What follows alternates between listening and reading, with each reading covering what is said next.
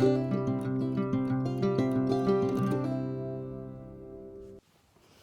everybody, hope y'all are having a good day today. Today I'm going to be talking about Genesis chapter 2 verses 15 to 25, so please read that passage quickly if you haven't already. So I'm going to be focusing on two major areas of this passage, the first being the creation of the tree of good and evil and the role that represents for Adam and Eve, and then the creation of woman.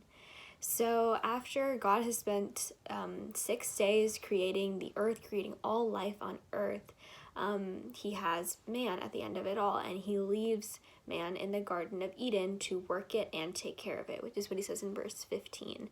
And Adam is left with one other command other than taking care of the earth that he's been giving, to not eat from the tree of knowledge of good and evil, for when you eat from it you will certainly die. So here, God has so clearly told Adam, this is what sin is. This is what happens when you commit a sin. But so soon after God leaves him, he falls into sin. And we might think that that's crazy. How could he disobey that one command he had? But we're guilty of these same actions. Like, we also have really simple commands for how we need to live our lives.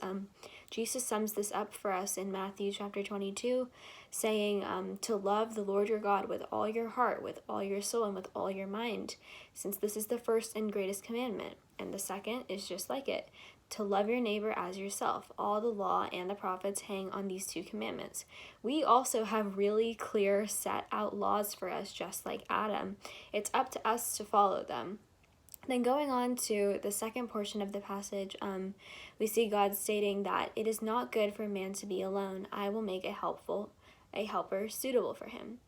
So different translations have different words here instead of suitable, but they all have that same essence, that woman is a companion and a comparable being to man who is ultimately a helper above all.